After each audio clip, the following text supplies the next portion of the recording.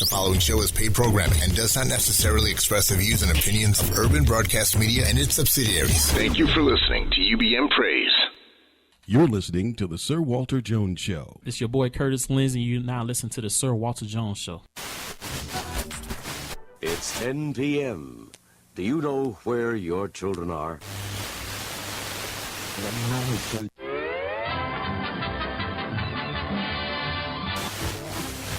Oh, Froggy when Gordon, he did ride Crambo.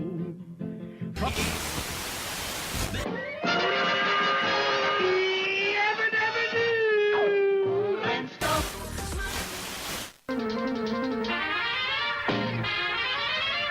Here he.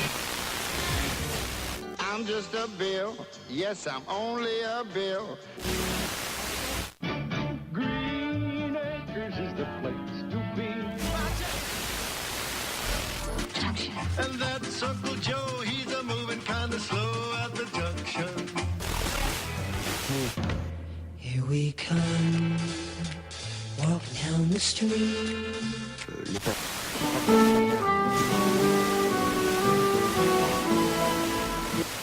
Boy, the way Glenn Miller played.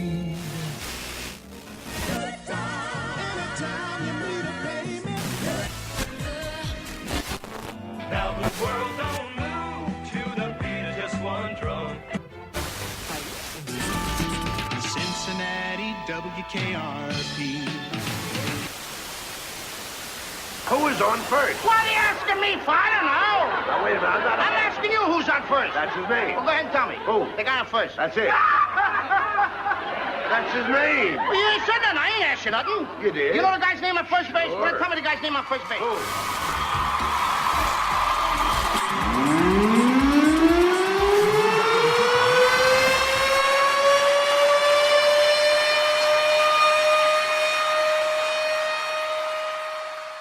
SWJ, if you please. Sir Walter Jones. Who that? Who that? Sir Walter Jones. Oh, yeah.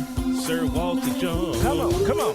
Sir Walter Jones. Put them hands up. Sir Walter Jones. Hey, get them there. Sir Walter Jones. Who we listening to? The Sir Walter Jones Show. Yeah, I know that's right. This is the Sir Walter Jones Show with co-host Alvin Carter. We are a Christian talk show that tackles the hot topics in a believer's walk. Get in on the conversation now by calling 773-675-5906. Sir Walter Jones. Sir Walter Jones. Come on, everybody. Sir Walter Jones. Let's do it one time. Sir Walter Jones. Ladies. Sir Walter Jones. Fellas. Sir Walter Jones. We listening to the Sir Walter Jones Show. Yeah, I know that's right.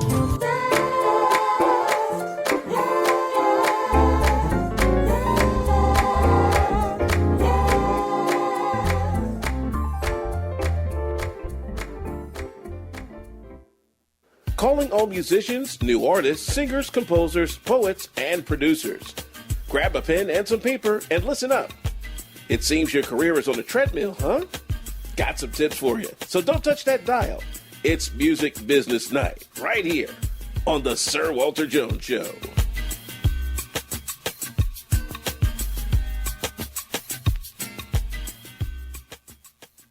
Wednesday.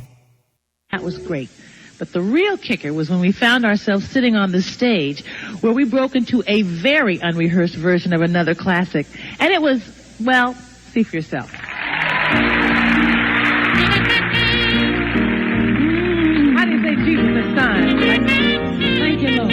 Son, yeah. Yeah. When you're weary, feeling small, when the tears are in your eyes,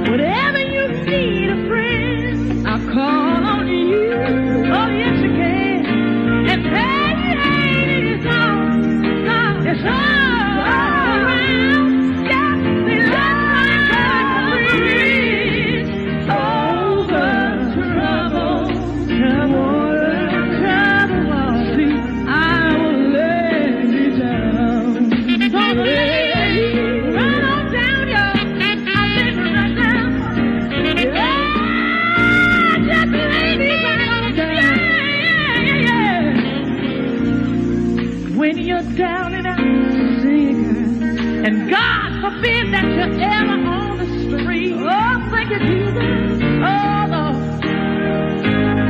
When friends just can't be found,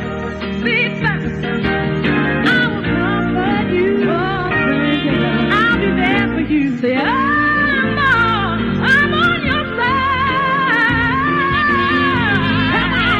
Come on, when you need a friend. And praise the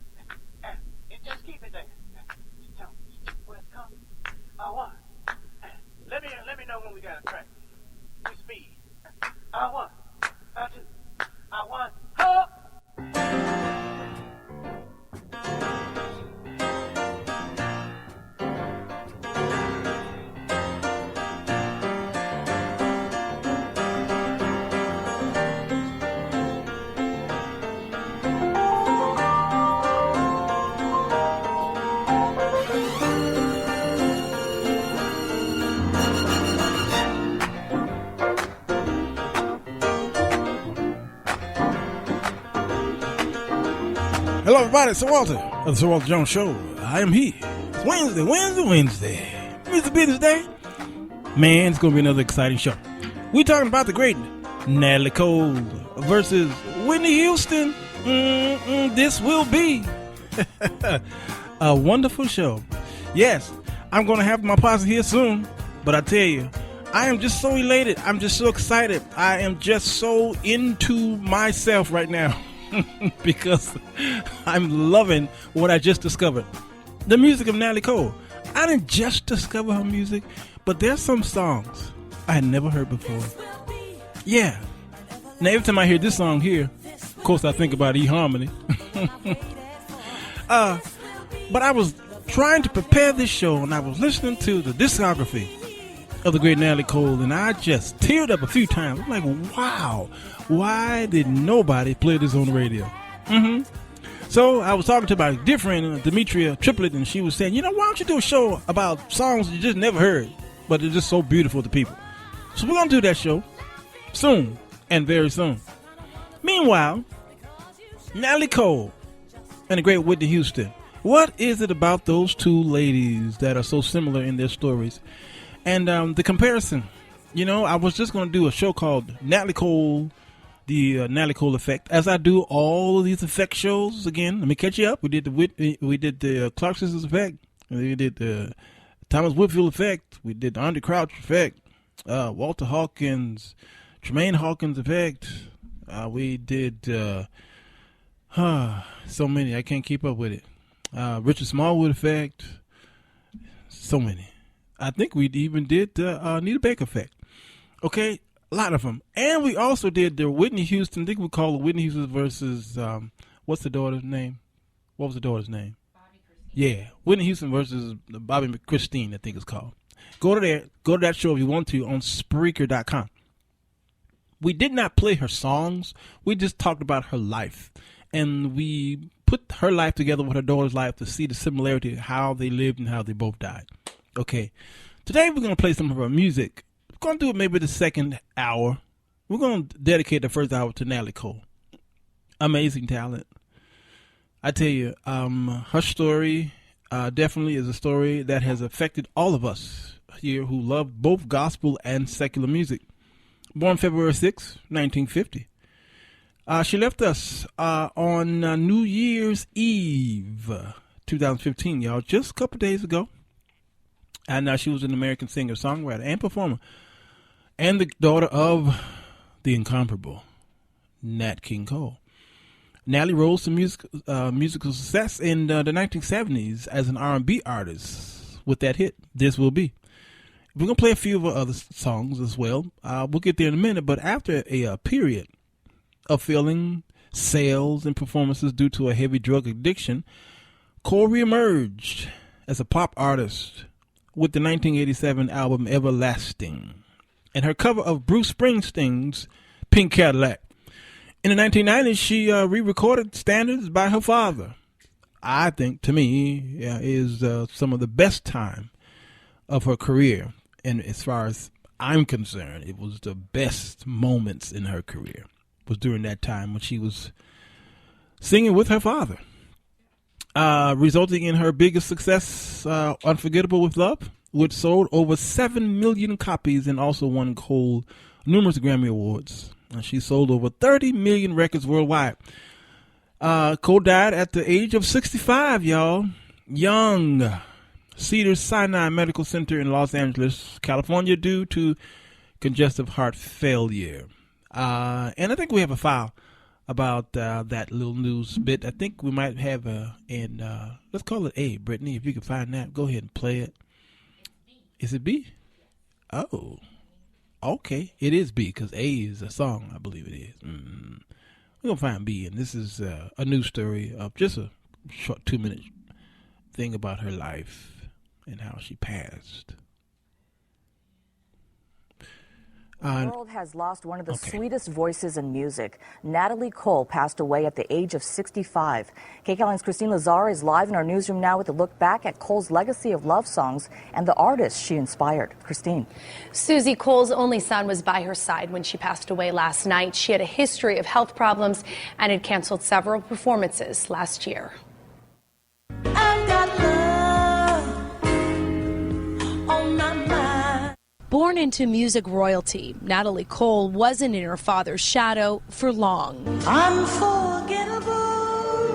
The 9-time Grammy Award winner and daughter of the late Nat King Cole died on New Year's Eve at Cedars-Sinai Hospital of congenital heart failure. The 65-year-old had battled health issues for some time, stemming from hepatitis C. She revealed to Entertainment Tonight's Mary Hart that she was near death in 2008. They took x-rays and they said, you got to go in the hospital right now. Oh my gosh. Your lungs have filled up with fluid. Your kidney function is less than 10%. Cole appeared to be doing well after a kidney transplant and released an album in Spanish in 2013. Her contemporary and fellow music legend Stevie Wonder spoke with us today and reflected on Cole's legacy. Natalie's voice was, to me, as unique as was her father's. Smile, even though it's breaking. Cole's family released a statement today. It reads in part, Natalie fought a fierce, courageous battle, dying how she lived, with dignity, strength, and honor. Our beloved mother and sister will be greatly missed and remain unforgettable in our hearts forever. There was always a smile in her song. Even in a song that may have been a sad song, there still was that smile of hope. That's what she was. Cole was very open about her past drug use, which led to her contracting hepatitis C. She said in interviews she started doing drugs to cope with her father's death. Coming up on CBS 2 at 5, we'll talk to some of her fans at her Star in Hollywood. Peter and Susie, back to you. Natalie was born at Cedars of Lebanon Hospital in Los Angeles, the daughter of the crooner Nat King Cole and former Duke Ellington orchestra singer Maria Hawkins Ellington. Y'all know that, did you? And raised in the affluent Hancock Park district of Los Angeles. Regarding her childhood, Cole referred to her family as the Black Kennedys and was exposed to many great singers of jazz and blues and soul. And at the age of 6, Natalie sang on her father's Christmas album and later began performing at the age of 11. So she grew up with an older adopted sister, Carol, or Cookie. She passed in 2009, and her mother Maria's Maria's younger sister's daughter. Yeah, there it is. Adopted brother Nat Kelly Cole died 95, and younger twin sister Tomlin and Casey, born 1961, and her paternal uncle, Freddie Cole, singer and a pianist with numerous albums and awards. So she come from really a high societal, musically, that is, a family. Following graduation, Cole, who grew up listening to a variety of artists, from soul artists such as Aretha Franklin to psychedelic rock icons like Janis Joplin, began singing in a small club with her band, Black Magic. Clubs initially welcomed her due to her being Nat King Cole's daughter, only to the disappointment when she began covering R&B and rock numbers. While performing, she was noted by a couple of producers in the Chicago area, Chuck Jackson and Marvin Yancey. Going to talk about him in a minute. Who then approached her to do a record. After cutting several records together, they passed off the music to several record labels. Most labels turned them down, with one exception. Good old Capitol Records. Her father's label heard the record, and they agreed to sign her. So Cole, Yancey, and Jackson went into studios in Los Angeles to polish the recordings they had shipped, and then resulting in release of Cole's debut album, Inseparable, which includes songs that reminded listeners of Aretha Franklin. In fact, Franklin later contended that songs such as This Will Be, I Can't Say No, and others were originally offered to her while she was recording the You album. Franklin turned most of the songs down, but agreed to record the title track for her album. Cole also recorded You, and it was released in 1975, and the album became an instant success thanks to the This Will Be song, and which became a top 10 hit, and later winning Cole a Grammy Award for Best Female R&B Vocal Performance.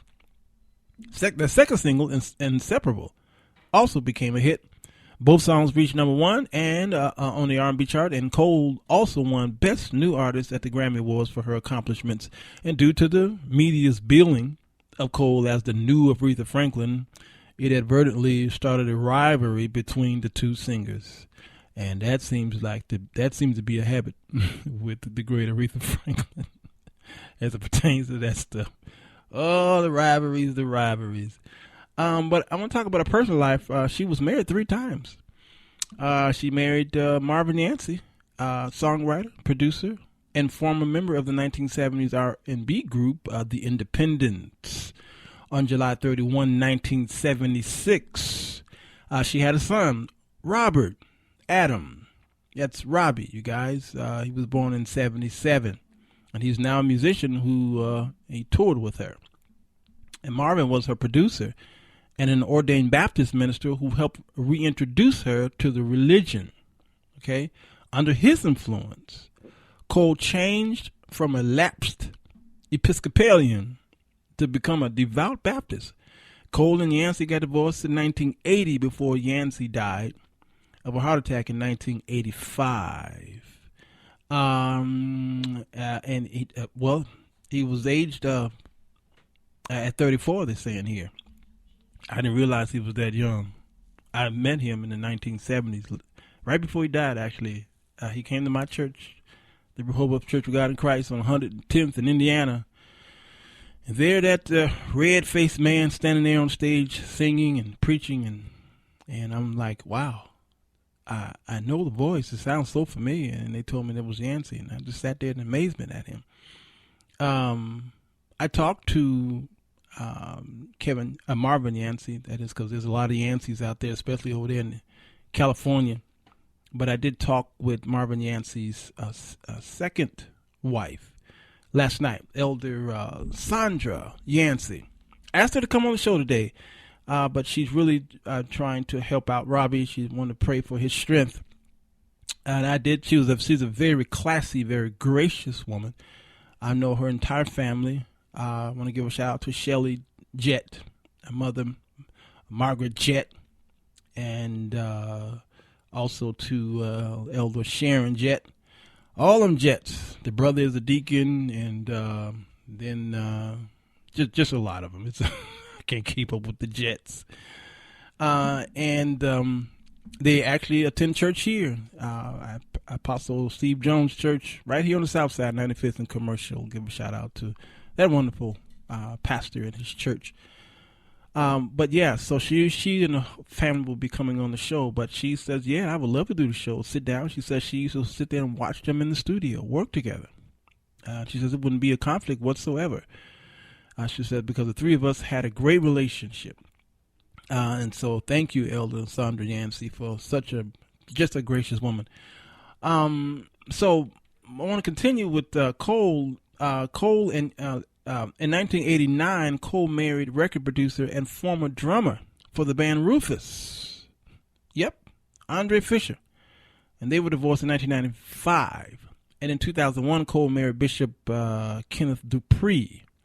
And they divorced in 2004. So Cole was active in the Afghan World Foundation cause supporting Sania Nasiri Cole. And there was no relations, actually. So, yeah. So that's pretty much a small synopsis of the great Natalie Cole and her life. And we already know about the struggle. And she blamed a lot of her sickness. And I think she had to get I think it was a kidney transplant. And many of her health struggles happened because of her drug addiction.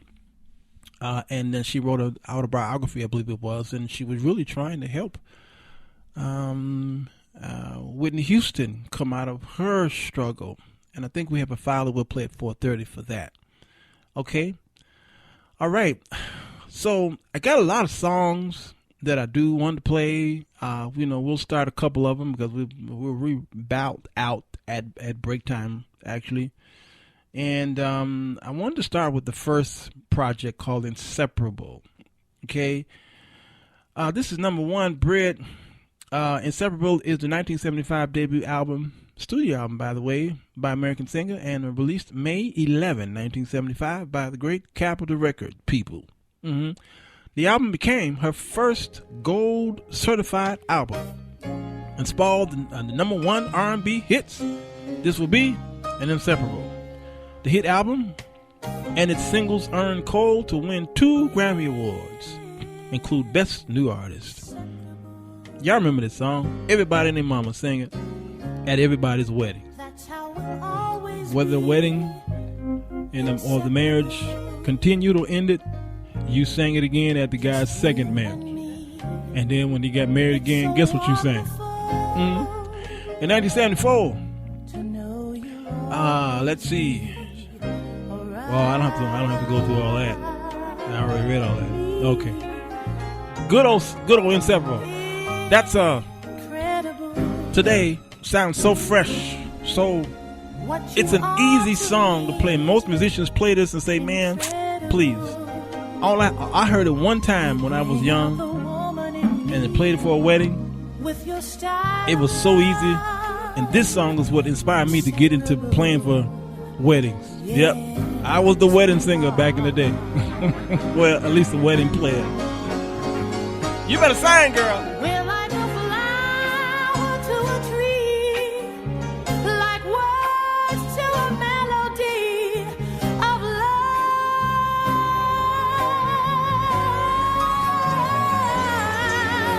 There's no way we can break up, no words that can make us blow our thing. That's the part a lot of singers cut out.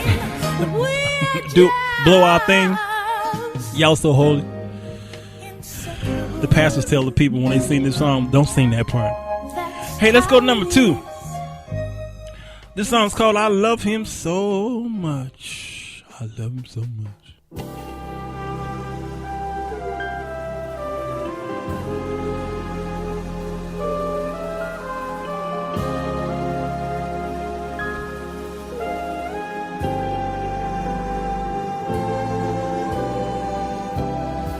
Today, we broke up. Tomorrow, we'll make up. And again, he'll hang up on me. But, you see, I know he'll never hurt me. I know he'll never desert me. And so, I just say, that's my man's way. Tonight, back in the 1970s, a lot of these songs, the women would start off and say, Janice, what girl? Let me tell you about this man. That seems to be the era. He ain't no good, but I sure love him. And this is the flavor of Aretha Franklin. She had a lot of this. She had apparently a huge influence over women like this. And I love him so much. This sounds like what's her name? Let's see. Whitney Houston's niece, auntie. What's her name? Whitney Houston's auntie. Yeah, this sounds like a Dionne Warwick song. Wrote by the great Burt Bacharach. That's what it sounds like. It's got that soul flavor. Yeah. Good stuff. But we're going to go to this break here so that we could hear more about the great Natalie Cole as these other guys get here.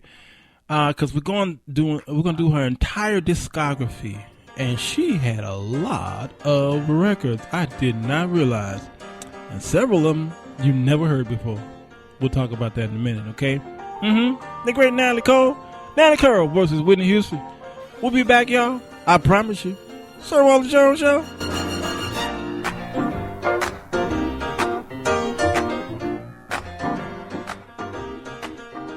Oh no, did you miss part of today's show? Well, just head to Spreaker.com. That is Spreaker, SPREAKER.com, and type in the Sir Walter Jones Show to get today's episode and past ones. So do it now. Hey, what's up, everybody? It's your boy, Jonathan McReynolds, and you are now listening to the Sir Walter Jones Show. It's my guy. Hey, this is Mark Hubbard, and you're listening to the Sir Walter Jones Show. Conversation with Natalie Cole, the legendary. She's back on the show. I love when you come here. Okay, so now before the break, we were talking about you and hepatitis and how you were a heroin needle user. Yes. And there was a drug dealer named Henry who you told me during commercial. And I mentioned him because he's no longer with us. Otherwise, I would not be trying to out Henry like that. Right, because it's not fair. You know, because we're talking about you. Exactly. You know. No need to bring the rest of the class That's into correct. it. Yes. Okay, this is what I want to know. Would you look like Natalie Cole going to get your drugs? Everybody knew me up in Harlem. Everybody knew me. Hey, Miss Natalie. Oh. And now you go into... As a matter of fact, Okay. in my autobiography, I mentioned the fact that when my first record came out, This Will Be, yes, that particular day, I was on my way to get drugs. Hugging and squeezing and kissing and teasing. Yeah. Don't you remember the song, you guys? Yeah. What a happy song. I know. And the elevator... And it was summer. And the elevator smelled pissy, and the halls were full of graffiti back in the day. There was this amazing building on the corner of 110th and Lenox, which is where all the druggies went. Natalie, stop. I just, I know. I'm so glad. It's like thank another God life. for sobriety. Yeah. Yeah, thank God. Tell it like it was to teach all of us a Yeah. lesson about something. And you can come back from anything. Anything. Okay, now look here.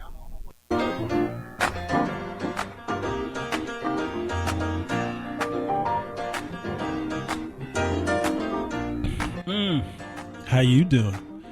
The great Wendy, what's her name? Yeah, Willie Williams. Yeah. She's talking about the struggle, the book, and all the good stuff. I'm sitting here getting all this breaking news. They just indicted the trooper who pulled Sandra Bland over. Indicted him for perjury.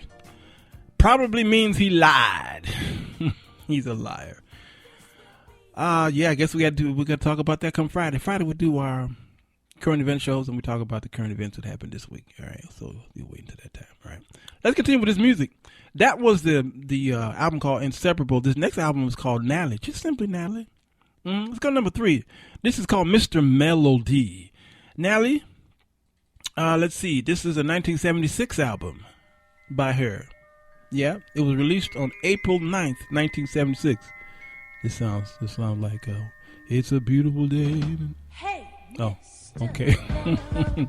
Yep, the album featured the hit single Sophisticated Lady and Mr. Melody. The track Sophisticated Lady peaked at number 1 on Billboard's Hot R&B single at number 25.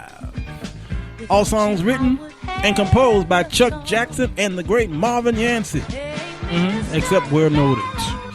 Mr. Melody, just a happy-go-lucky song, got a little disco in there.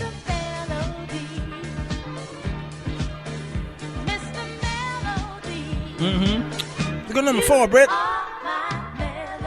So pretty. She was great with harmonies. I mean, her and Aretha, I mean, they just knew how to put the proper harmonies in there and not overthrow or overdo it. But this is a song called Heaven Is With You.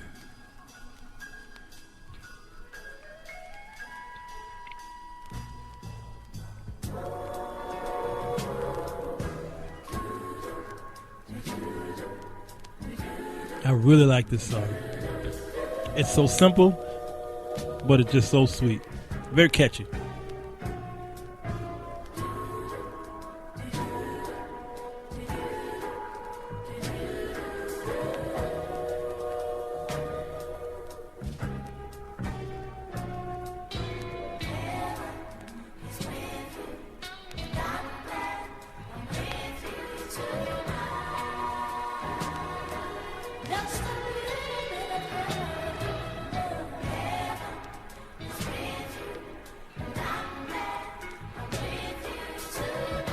Isn't that pretty, y'all? Let's go number 5, Brett. Sophisticated Lady. She's a different lady. That's the title. Sophisticated Lady. She's a different lady.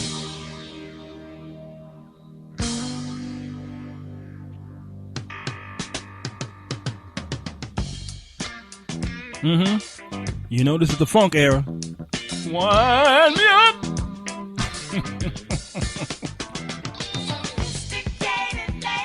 This was a huge hit. I played this back in high school.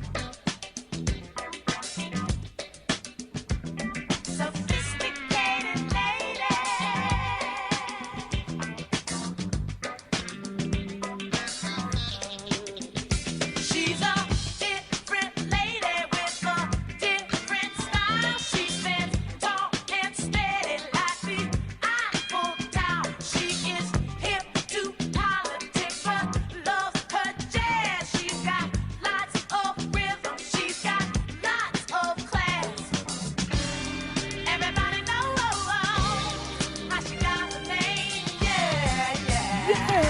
Let's go number 6, Britt. It's called Good Morning Headache. I'm sorry. Good Morning Heartache.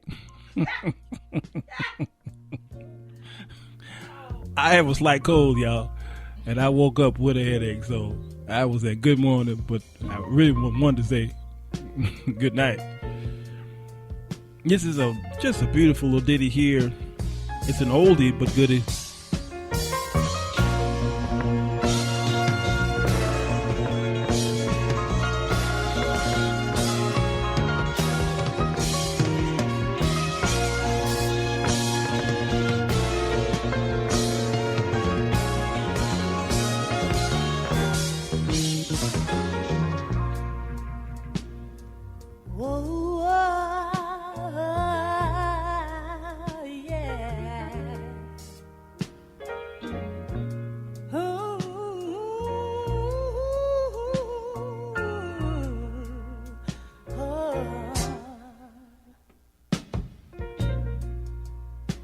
Good morning, heartache.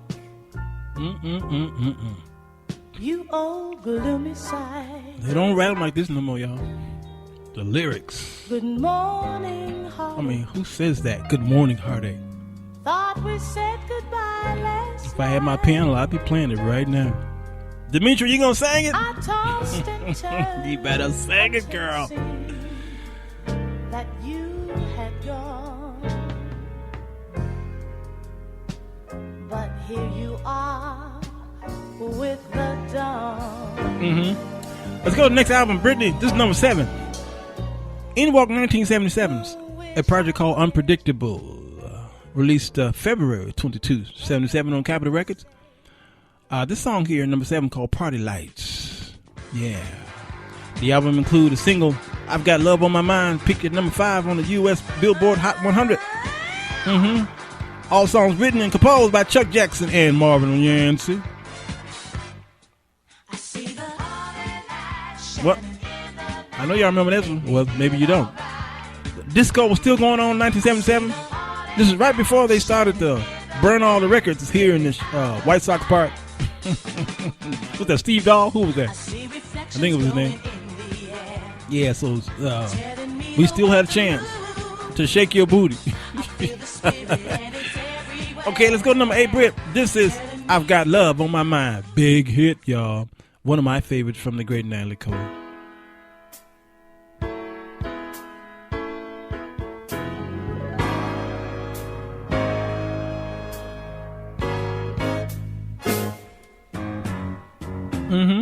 Doo-wop. It's straight doo-wop right here.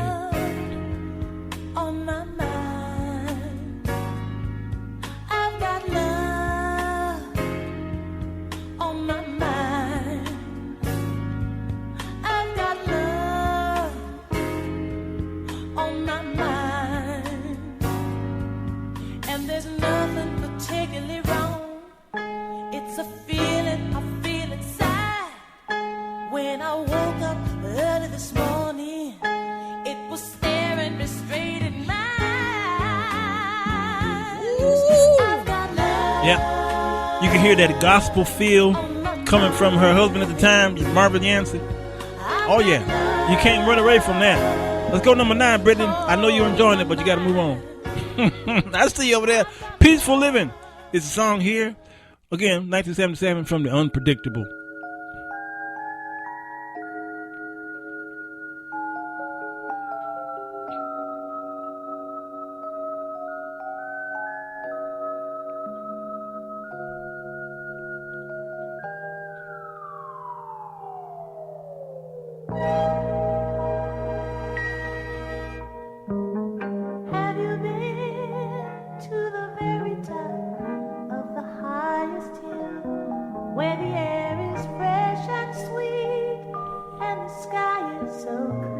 This sounds like a song from Mahogany. Do you know where you're going to, right? Now I'm hearing some Quincy Jones-ish in here because this is right around the time of The Wiz had come out. And you can hear that sound. That you hear a little Berry Gordy and Quincy Jones in this Peaceful Living song. Very pretty. Let's go number 10, Brett. This one right here really is a sentiment of many black women out there. Tonight, She's talking to y'all. I just want to talk to the ladies. See? Oh, fellows, you're cool, but girls, if you got a good man, you'd better keep him. Y'all listen to Natalie. Oh, I know you're saying right now, what does she know? Who was she to tell me about my situation? Well, I don't know your situation, but whatever it is, you should try to stay together. You know that big argument that you had the other night, remember? Well, today it's not nothing. Just don't let him leave you, honey. Because then you'll find out that it wasn't those real big things you loved about him. It was the real small things. Go on and laugh, but it's true. You know, things that you've seen 1,000 times around the house, but never paid any attention to. Like helping with the groceries, and helping in the yard. You still hear that Baptist painting, repairing, gospel sound. paying the bills. And you know who did the writing, the arranging, the But you know lyrics. now, all I have is And she turned a memories, song about hell regrets. to a I gospel could have given our feel. love a chance to grow. Who but does no. that? I had to challenge it and be heard. Let me tell you something. That female liberation stuff. I don't know. Sometimes I don't think it's worth it. And I'm really feeling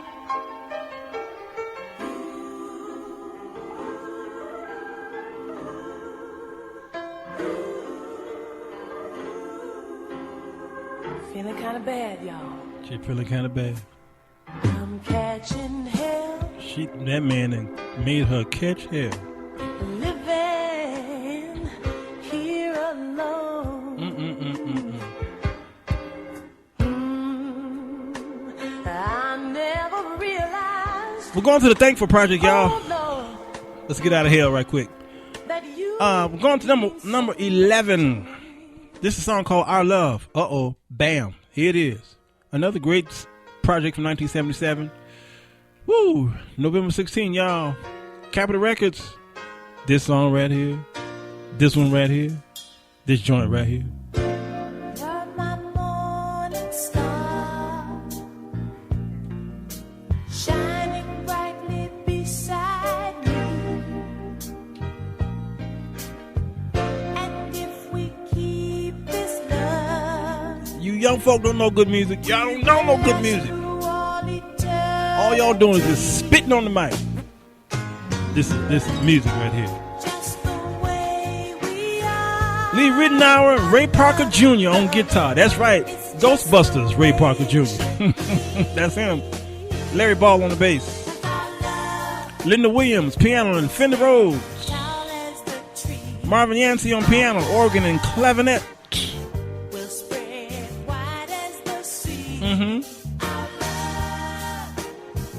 will shine bright in the night like the stars above, and we'll always be together. Michael Boddicker, synthesizer. Let's go number 12. This is a La Costa. La Costa? La Costa? Isn't that like a hotel? Isn't it La Costa Inns or something like that? I don't know. But this is a pretty song. La Costa. La Costa. You say tomato. I say tomato.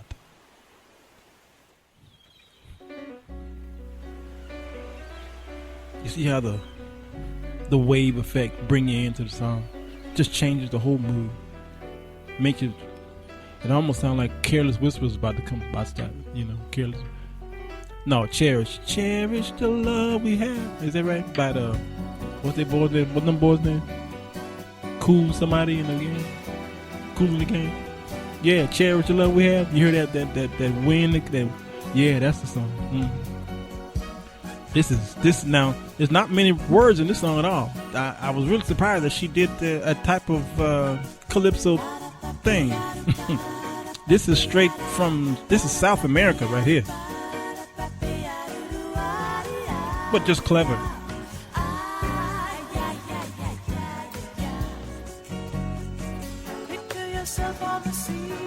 the setting sun, the salty air and the taste of your lover's hand. I'm telling you, many of these songs I've never heard before. I just became another new fan of Natalie Cole's music. Go to 13, Brittany. This song called Just Can't Stay Away. Just can't stay away. Here I am, baby, right back in your arms, yeah. She went back to R&B, man. What is Want to touch the gospel. R&B gospel. Gospel beat.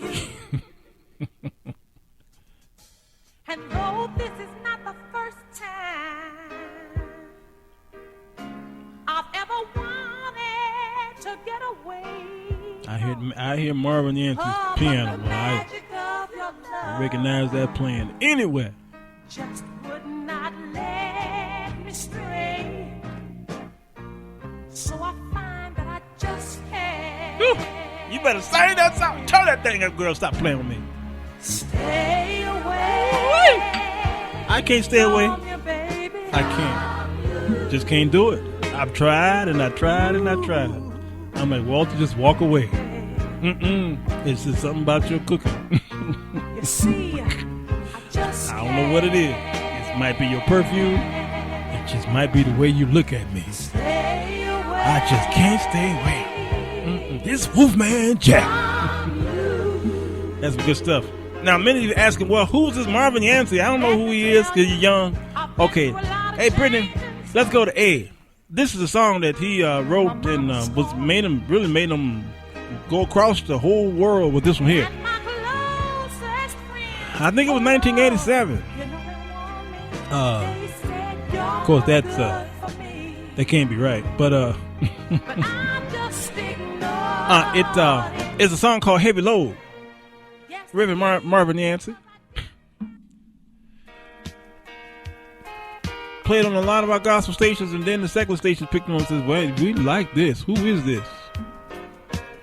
One of our very own. Heavy Load.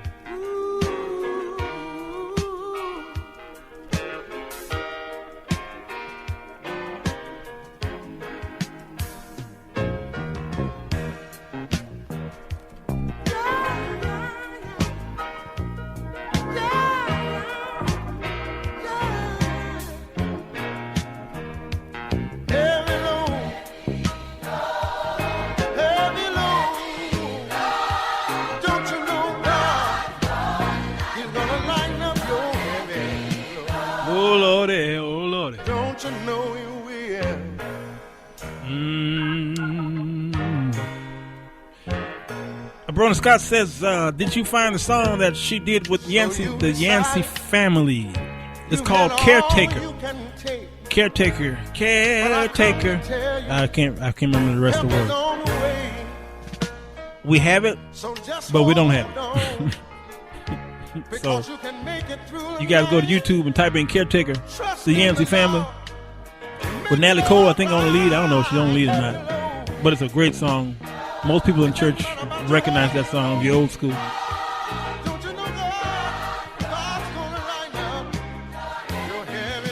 Okay, that's the great Yancey. Let's move on.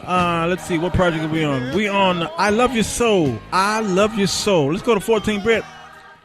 Song called It's Been You. 1979. March 19 on Capitol Records. The album reached peak position of 52 on Billboard's 200. Yeah, there's that Natalie piano, boy. Just so present, dominating, and says, okay, she getting ready to sing. Let me play it first. And there's that Natalie hum. It's Been You. Baby, I've been through so many changes in my lifetime.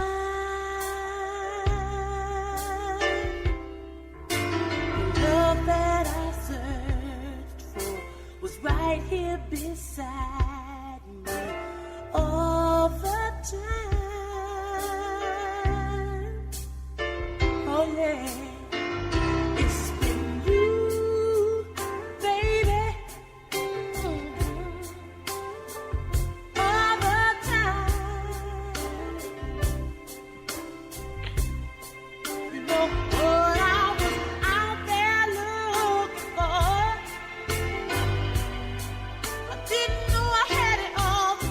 Let's go to 15, Brett.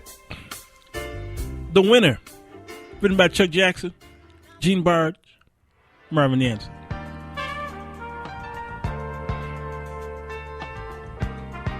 Sounds like the early days of the Winans brothers.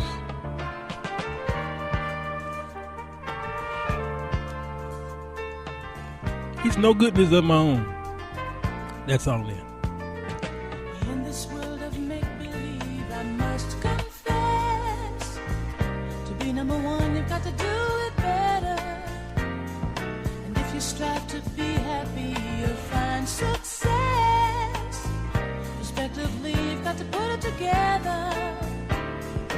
Nothing good will come to you if you don't see a reason for victory. Everybody loves the winner. Only the winner can really make things happen. Everybody. That was that sound back in 1970s, late 70s, early 80s. That was that sound. Let's go to 16, Brit. Album called Don't Look Back. Someone That I Used to Love. Written by Jerry Goffin and Michael Masser. Don't Look Back, 1980. May 15. Oh, another beauty. Just a beautiful song. Peak position, number 77. I'm not sure why. It should have been number 2. Billboard 200.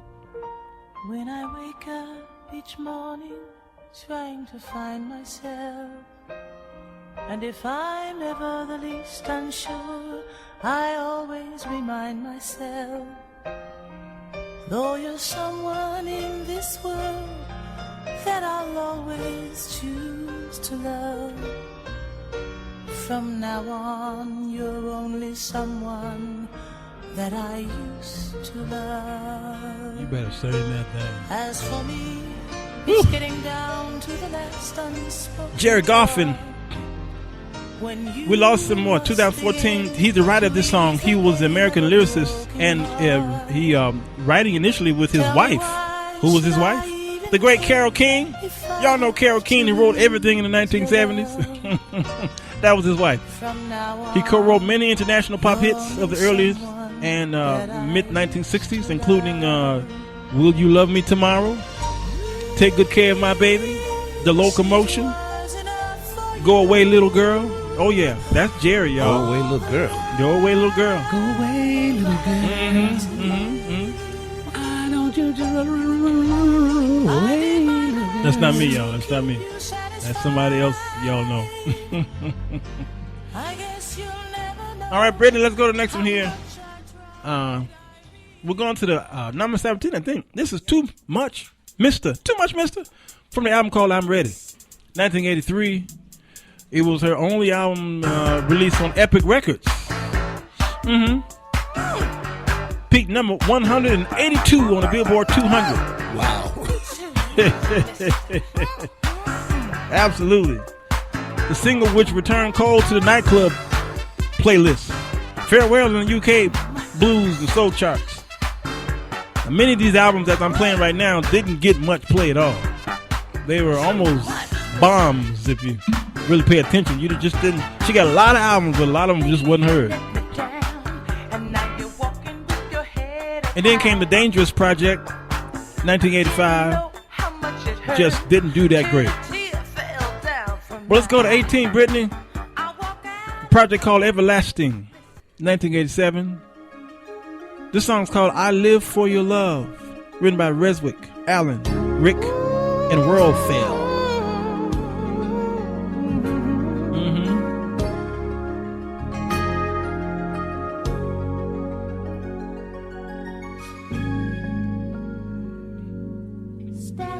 This was a big hit for her. Yeah, it's a classic. We get the mic. Amanda Petaway is here. You guys. What's up? Hey, how you know? This new school who love the old school. I see. Walter texting me. Y'all talking about if I'm old school, I what got is to he? get I come on now. Yeah, it's good to live up the street, ain't it? It shows. If I'm old school, what is he? Prehistoric? He old school. Yeah, you prehistoric. Oh, I'm prehistoric. Ain't you? No, Can't he don't older talk to than my me. guy on the mic. You know I got to promote my God, he the one who texts me. You see what I'm saying? You see what I'm saying? That's why don't think about I me. call the great Petaway. I never think about it. Here's my feelings, but I'm not being bitter. Right? Every time I walk across the Petaway downtown. Actually, if you knew how I thought about it. Oh my! You get lying to my face, John. Let's go to number 19, Britt. You knew. It's about to get noisy up in here now. Brittany, it's about to get noisy. More Than the Stars. That's what this was called. Now, this is written by Natalie. Very pretty song. I guess she was showing her writing ability. If there was ever a chance that the moon would never shine again, if there was even the slightest doubt that tomorrow the sun would somehow not come out, if such Wow. a Yeah, that's a Michael Jackson move. That show was. Yeah. No, that's Bee Yeah. Gees. That's Bee Gees Barry too. Gibb. Yeah, both. Yeah. But y'all gotta see his body Yeah, moving that's here. Barry He's and Barry twisting did the turning. Gibb. That's Barry Gibb. That was a duet they did with somebody else with the Babs. Was it Babs? Barbara Streisand. Yeah, no. Wasn't Barbara Streisand did that with Barry Gibb with the Gibbs? Yeah. Oh, that was Barbara who did that That one. was Barbara and Gibb. Barry. I thought it was. Something you can sound then some. What is it? Y'all go on Facebook and y'all type it in. Guilty, yeah. Guilty of something. Yeah, like- Guilty. That's the name of the Okay. song, Guilty. Yeah. Okay, let's go to the Good to Be Back album, y'all. This is number 20, Brit. Here's another big hit. Miss You Like Crazy. 1989. I know. EMI Records, American Records. It includes the single Miss You Like Crazy, which peaked at number 7. Good. On the U.S. Billboard Hot 100. Topped adult contemporary R&B charts. Written by Preston Glass, Gary Goffin again, and Michael Massey. Now this is still Natalie? Absolutely. Now notice how close she sounds to Whitney. Yep. As she Miss You Like Crazy. As And she gets older. doesn't Whitney have a Miss You Like Yes, Crazy rendition? yeah. Well, do she? Yeah. As long as there's no runs, you're right. They Yeah. sound real similar. Yeah. Because Whitney was always signature for the run. This is Both straight of them had Whitney both right of them here. did a version of this. This is straight Whitney here. Because Whitney did a version of this. Yeah. How much money they make off this? We got some stats. How much they take home from Workhorse? They was working. Well, the singer didn't make that much. It's Right. the songwriter did. Right. She had some performance rights. That's wonderful. Well, yeah. I mean, they got performance royalties, but you got to be a superstar and really make a living at it. Number 21, Britt. This is Starting Over Again. Another good hit by the same guys. Old Gary Goffin and Michael Massey. When I hold you in my arms, She doing it. Just gets on my nerves. you're gonna feel a love that's beautiful. This era you start hearing that Fender, DX7, the DX7 yes. sound, That electric, Yamaha. yeah. Mhm. And that's all you heard in Whitney stuff is that. And again, I really think if Clive hadn't pushed Whitney, Natalie's platform would have been more acknowledged. Yeah. Because everything you've played has been quality music. Sure. But she was under the shadow of the scandal, under the shadow of her own personal ills and woes, because Absolutely. around the time you mentioned these songs, she was suffering as a widow. That's right. And recovering from her own addictions. That's right. But I'm surprised no one else has ever made this observation of how close they are. Those two are. Sir Walter Jones show, dude. We are rare breed and fine. Number 22, Brett. Ain't nobody like us. Nobody, thank God.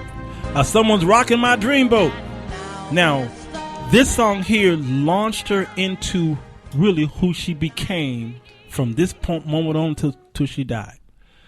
This is a precursor to the album that's getting ready to come. Okay, now I want y'all to listen to this style here. This is from Leon Renee and Otis Renee. I'm hoping I think it's Renee, yeah. You'll hear her go back to her father's era from this song here. And she said, you know what? I think this is me. I done found me. I reinvented me.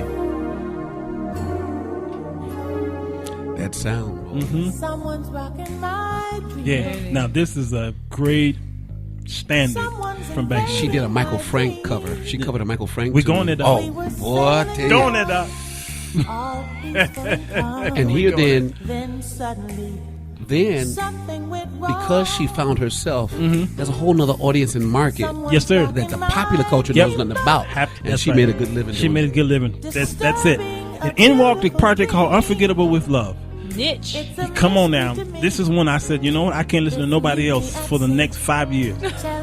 This is 23, Brittany. This song is called The Very Thought of You. If you just listen to the orchestration on this entire project, you will be mesmerized. And it's a worshipful aspect, because she take you through a plethora of emotion. It's 501. Oh, you gotta throw a brick at me or something like that. Well, we're not used to a producer that's awake. You gotta throw a brick at me or something like that. Right. Okay. Yeah, we'll come back with this here.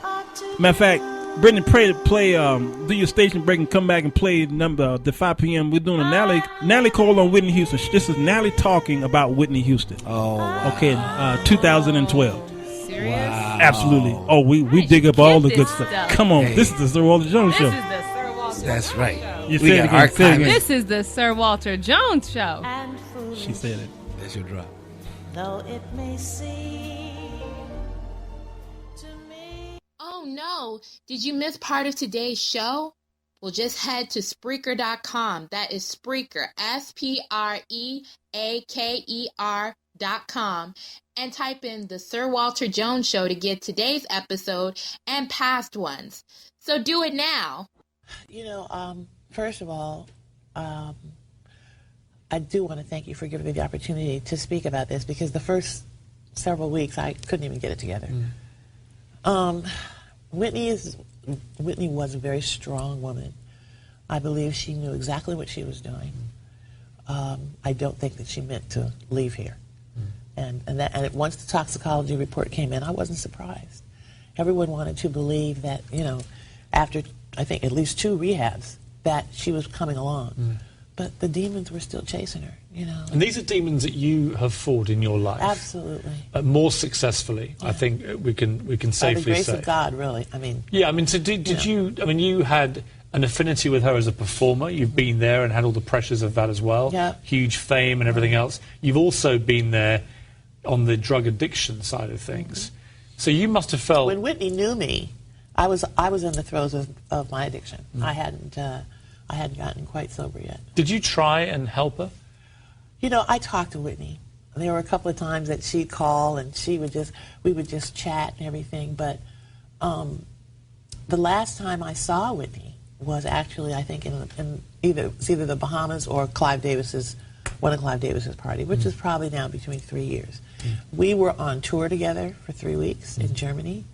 Me, Dion, and Whitney had the best time. She was sober. She was in good health, good voice. It was wonderful, you know. So I've noticed it as a little girl, 19 years old. I saw her, you know, and she just had such wonderful success.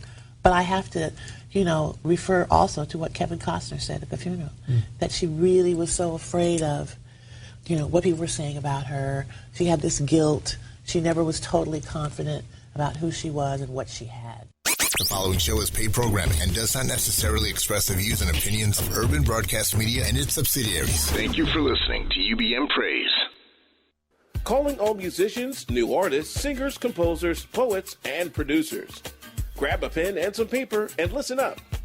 It seems your career is on a treadmill, huh? Got some tips for you, so don't touch that dial. It's Music Business Night, right here on the Sir Walter Jones Show. Wednesday. Okay, now look here.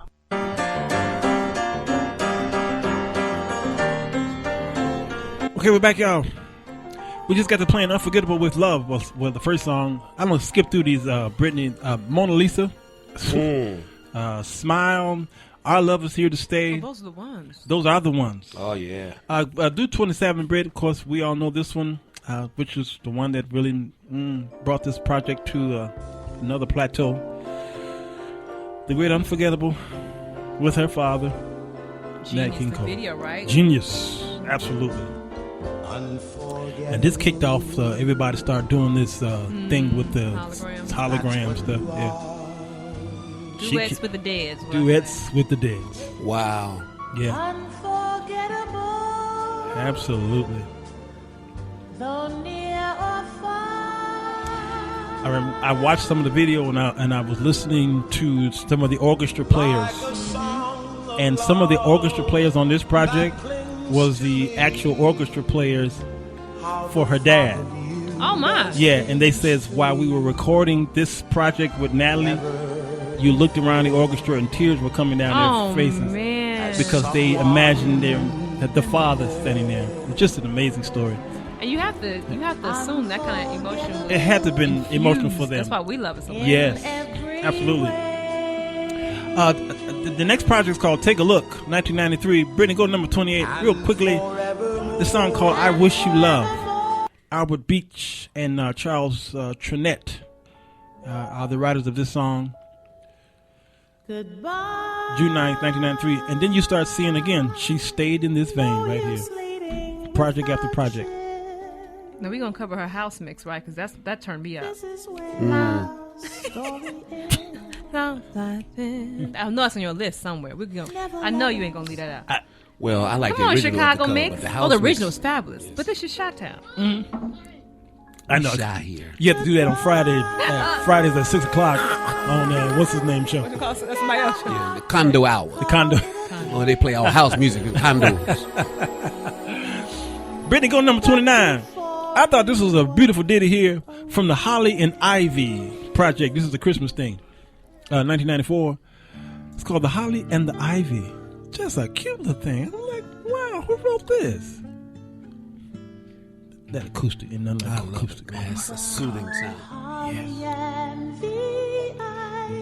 I wish I could play a guitar. Me too. Me too. I don't know why you don't. I know.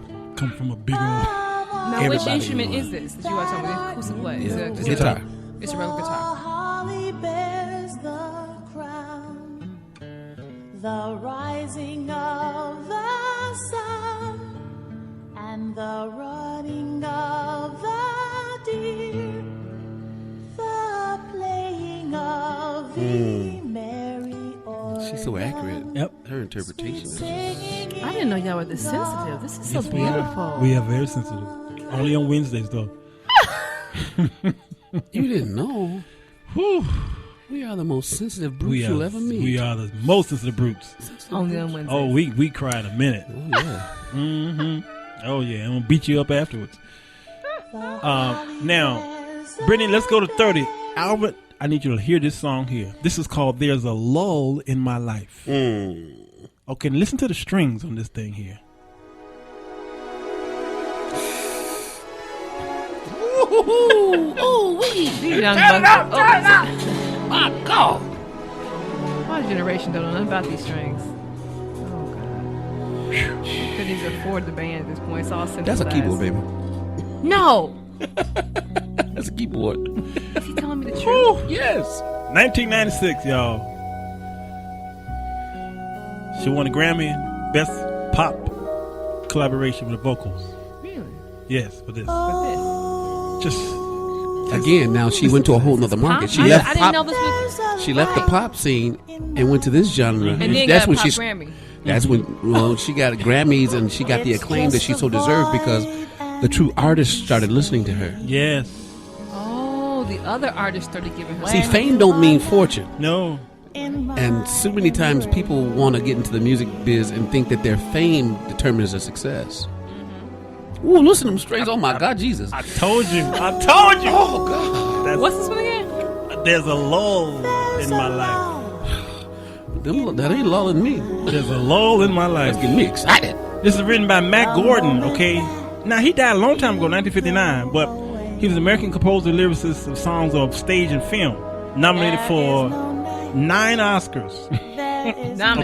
Okay. Nominated for the Best Original Song Oscar 9 times in 11 years, including 5 consecutive years. All right. You'll Never Know. That's one of his songs. Gosh, he just got an amazing story. Okay, Britt, let's go to the next one here. This number 31. Of course, we all know this one. She revisited her father again. When I Fall in Love. Oh my God. This is one of my favorite Nat songs. Yes. And the strings on this song, oh my God. I know. You're going to make me go pull out my cassette. I was up at 3 o'clock this morning just in tears. Cassette, I love it. Yeah. And this is from the Stardust album. This is a remake. Yeah, well, I want to know who on her team said, let's just do that again. Yeah. I can feel that. You feel that way too. She almost has a Roberta Flack sound. She does. Too. Straight Roberta. I fall in love with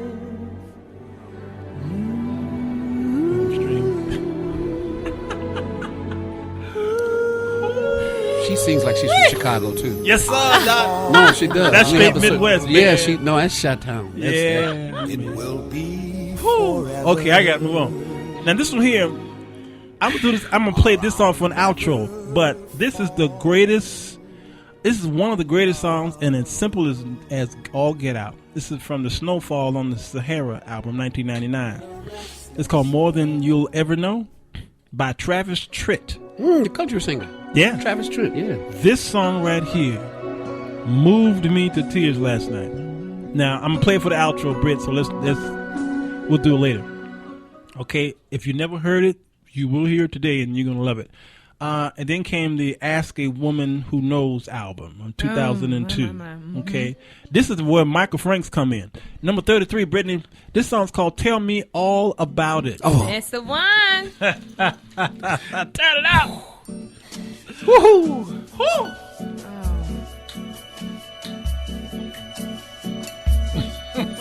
You all right? You left. Look at him. If I had a when you decide touch, if I I just had something. shiver. Just body language, can you name it? My love. I had to learn this for a gig. I had to sing it for a gig. And did you go there? You went there. And no, what put me out was that after the singer did it, we were doing a gig for a doctor. Okay. And he was Indian. Okay. So you know he had the accent when he talked. Right. So he wanted to sing this every song we did. He requested, and then he wanted to cover it after the singer. So can you imagine we're in the van? I got ways to make you.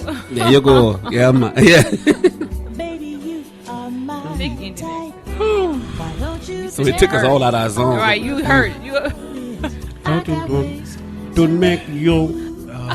Make you tell me all about it. And I went to a mad scientist type thing. Now, many of you who never heard of Michael Frank, go to 34, Brittany, right quick. This one here from 1977 from the Sleeping Gypsy album. This is called The Lady Wants to Know. Lady Wants to Know? Absolutely. Oh, my God. WNUA used to play this a lot. Shout out to Rick O'Dell if you're listening. Man, Why do I know all these songs? Because you WNUA? a nerd like us. In my 30s. Yes. Whew. This is grown folk music, y'all. Yeah, it is. Daddy plays the ashtray. Baby starts to cry. And he brings up old Miles Davis on here. The lady wants to know the reason why.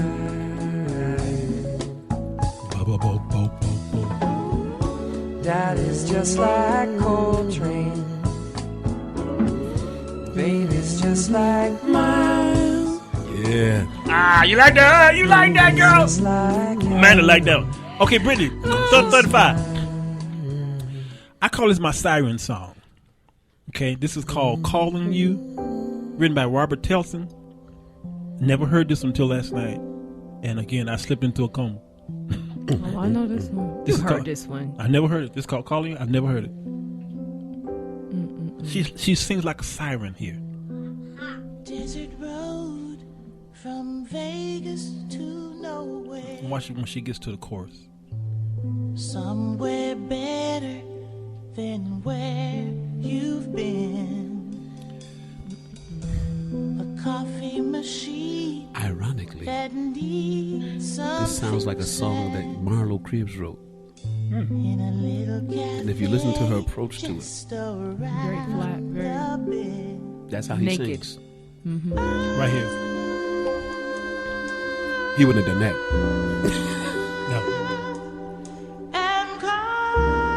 Those chords. Yeah, I know. That was Walter Hawkins' chord right there. That's all Hawkins. Oh, that's it right there. In fact, that sounds just like On and On that Walter wrote for Jennifer Holliday. Really? Why is Walter doing this to us in this room? Girl, We all. I knew you was just right for this show. My God. That's my siren song. I call that, man. I'm playing it again calling tonight. you. That's a cry. Yeah, I'm telling you.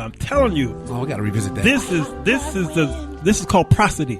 Prosody. Prosody. This is when lyrics match the melody. They're married. Yes. See what I'm saying? So if you can't say calling you without making it a siren like that. Yes. You see Her what I'm saying? voice sounded like Absolutely. I'm calling you. Yes. This is why Hammerstein and Oscar Hammerstein and all those cats, that's why they were so genius at what they did, because they knew how to use prosody properly. This project here is called Leavin'. You just broke that truth. I had to break it down. Like that. I'm gonna have to do a whole show about that one. Okay. She did Aretha Franklin's Daydreaming. Oh yeah. In her own special way. Yeah, I would love to hear that because I can Go imagine. to 37, Brett. We're not gonna play. Daydreaming and I'm thinking of yes. you. She updated it. She updated it. Yeah. This was supposed to be on the airplanes right there. This was. They cheated her. They cheated her out a lot of these songs, man. Oh yeah. Oh come on, man. Yeah.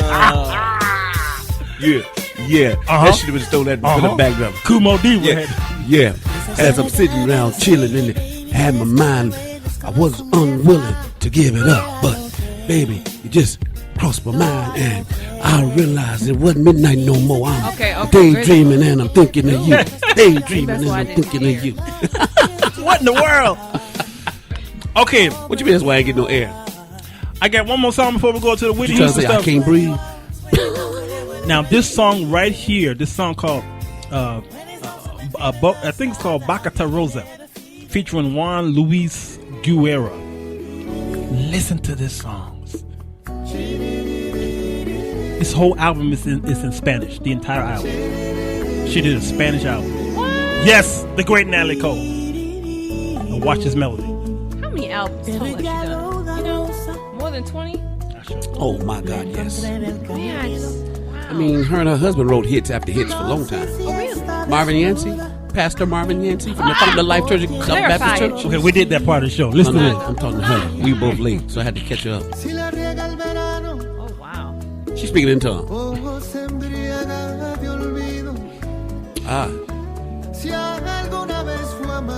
Praise him. Let the Lord use you.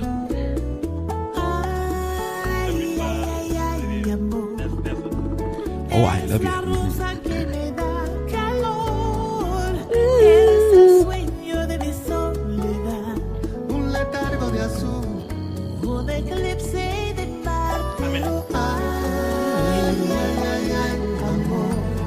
Ain't that pretty, y'all? It's called En Español.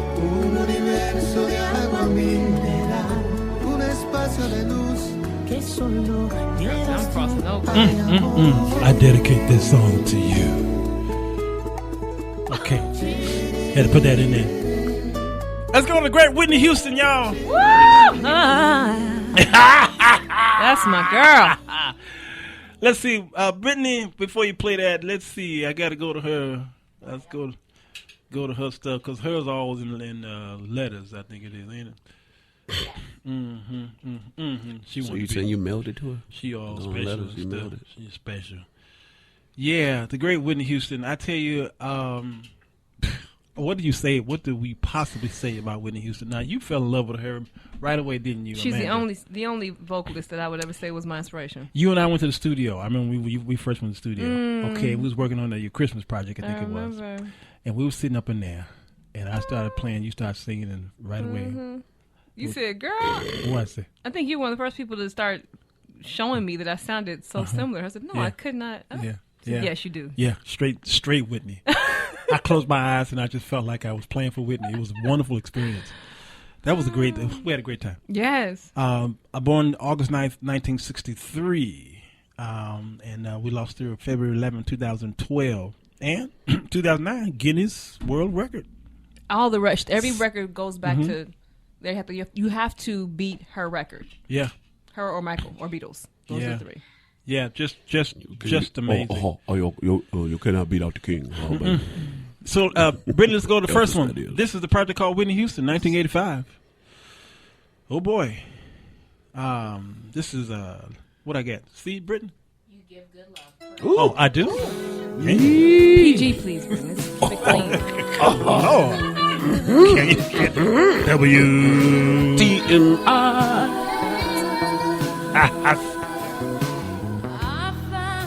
This is when we got first introduction to that wonderful voice. And we says, oh my God, who is this little girl? Who is this little girl? Bobby! I love you, Bobby!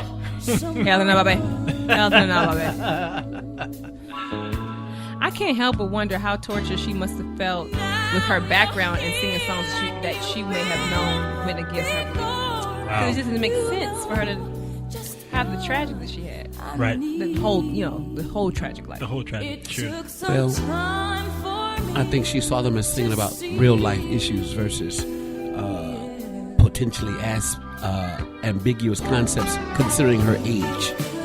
Because she wasn't quite an adult singing these things. She just had a very mature voice. Absolutely. Because you're thinking about this, Saving All My Love, all those songs that she sang. Go there, Brittany. Number D, letter D. They were really too old for her to be singing. Yeah. You know, at that time, sure. You know, so she sang like she knew about it, but she just knew how to sing. But I mean, I'm saying even if she had lived it, it's to go against what, I mean, her upbringing was from the church. Her mother was very strong, and their spiritual, roots were intense. Yeah. So to sing about Saving My Love, or they was Baptist. What you talking about? They was Baptist. What you talking about? Oh, they don't count. They ain't got real strong. No, I'm teasing as a joke. Art wasn't here to defend. Art wasn't here. Newark, New Jersey. She was the daughter of an Army serviceman and an entertainment executive, John Russell Houston Jr. Died in 2003. And gospel singer Emily Sissy Houston. Her elder brother, Michael, is a singer. And her elder half-brother is a former basketball player, Gary Garland. Her parents were both African-American, and she was also said to have Native American and Dutch ancestry. Houston was the first cousin of singer Dionne Warwick and Dee Dee Warwick. Her godmother was Darlene Love, and her honorary aunt was Aretha Franklin. Did you say honorary aunt? Honorary aunt. Never heard that, but she got one. She's raised Baptist, but was also exposed to the Pentecostal church. Once Baptist, always Baptist. Let's go next to Brittany. Number E. I keep saying number E. Number. I'm with Chicago Public Schools, by the way. How will I know? Yeah. When you went. Well, they closed my eyes while I was in there.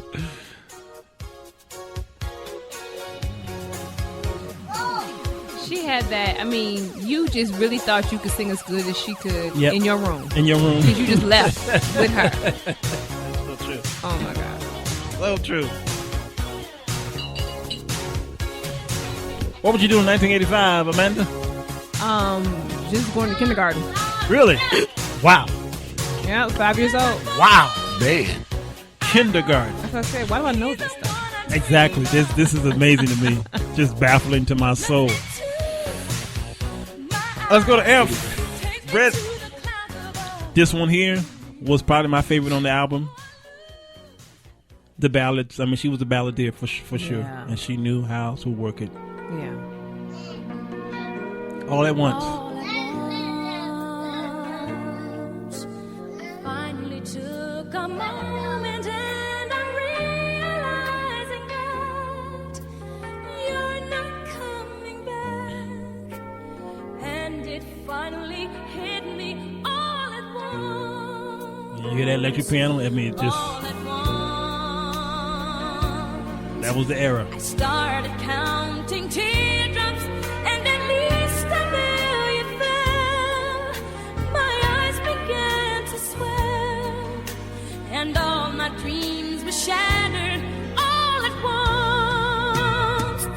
Ever since I met you, you're the only love I've known, and I can't forget I used to confuse this song with Carbon Winans song. Now, Whitney did a few remakes, like all artists did back in the time. But she took this song and made it her own. I believe it was the guitar player who did it first, wasn't it? George Benson. George Benson. Yep. And they both have two distinct sounds of the song. She they did both, a fifth higher than George Benson. Yeah. Because he recorded it in E flat. She did it in A flat. Both her and Celine are the queens of modulators. Yeah, I agree with that. Totally agree with that. Celine, I. Yeah, but she is the queen of modulation. You hear every other song, she gonna modulate.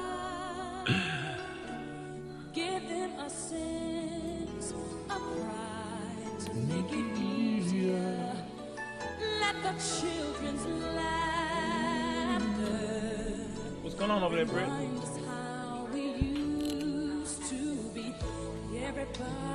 It stopped?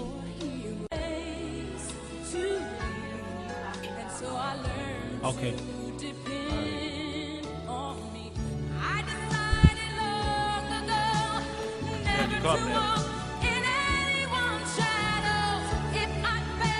Okay. Let's go to Whitney. The project called Whitney, 1987. Brittany, this is called I Want to Dance with Somebody. I was a wallflower. I held up a lot of walls. Electronic cowbell was something, boy. Signature sound for the 80s. It sure was, man. I held up a lot of walls.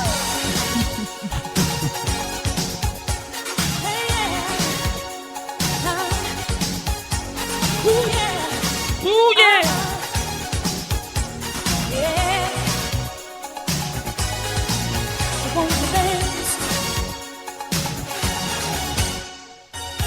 Clock strikes upon the hour and the sun begins to fade. Still enough time to figure out how to chase my blues away. Uh-oh. We don't play records here, so I don't know why I'm skipping. I don't know why I'm skipping. We in the car, man. Just tell the truth. We in the car. We roll over a boat. Oh my goodness. 43rd.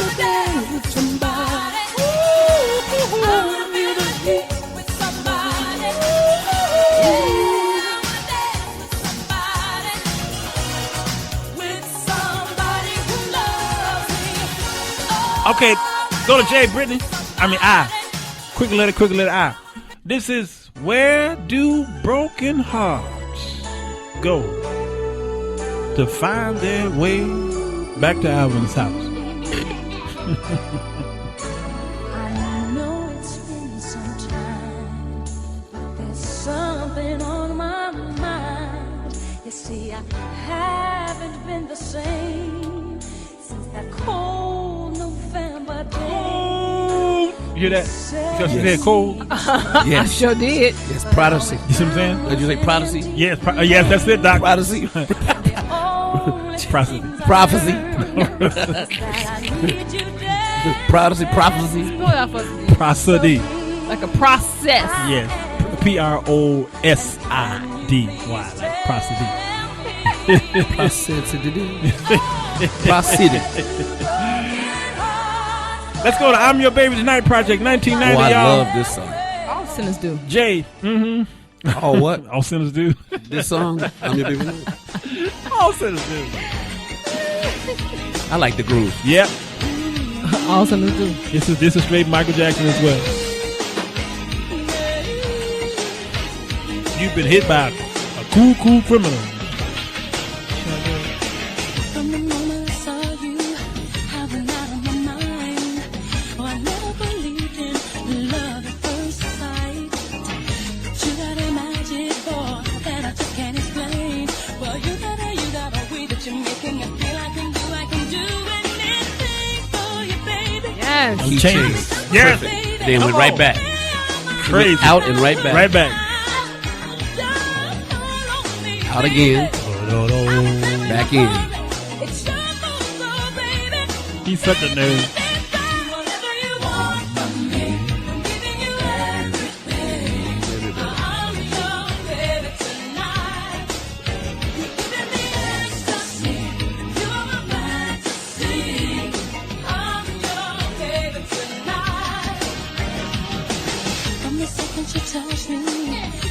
You know who wrote this? No. L.A. Reid and Babyface. Oh, okay. Explains it. Explain it all, don't it? Let's go to the next one. All the Man That I Need. Oh, goodness. That's when we knew she was going to date Bobby. It's over. Come on now. Written by Dean Pitchfork, Michael Gore.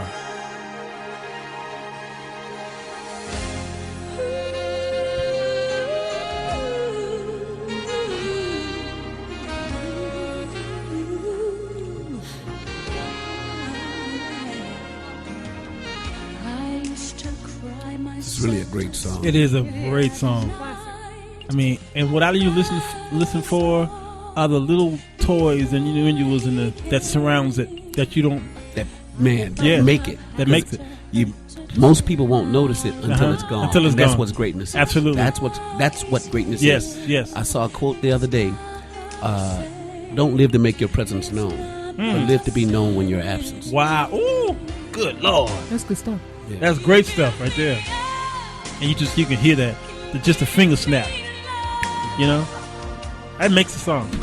And then they did the finger snap and then they put an echo on it. Good old Tommy Latola. Is that his name? Tommy Latola? Didn't he marry her? He married her, didn't he? And then he realized, I married my daughter. Okay, let's go to My Love Is Your Love, 1998 project. I like this. She crossed so many sounds and she was able to do it. She did. Without isolating her fans. I don't know how she did that. I have no idea. Because good music is good music. This was written by Wyclef Jean.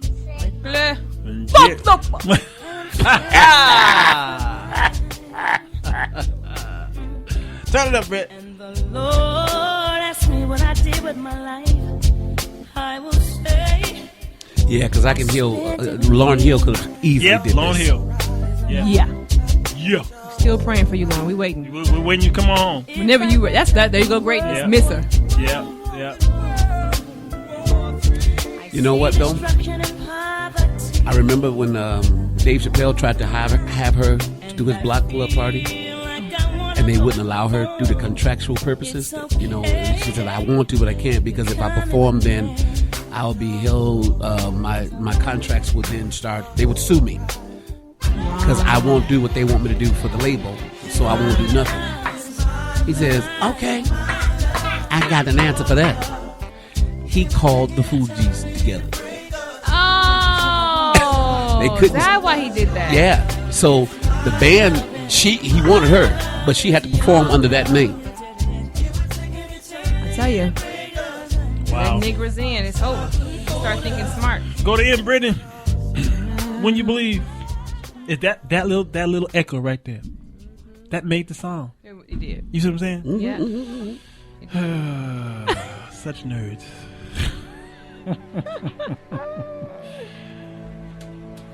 You taking us on a good trip here, Sir Girl, Walter. that's what we do, man. We did it without acid. When You Believe, duet with Stephen. This is written by Stephen Schwartz, produced by Babyface. Mariah Carey is on lead from the Prince of Egypt project. Y'all remember that? Mm-hmm.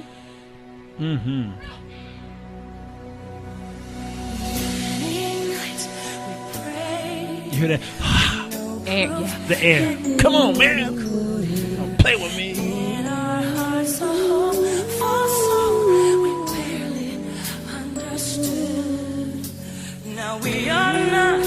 They can hear you. I know. Well, don't do that to your fans. Don't do it to your fans. I ain't got no fans. I got air conditioners.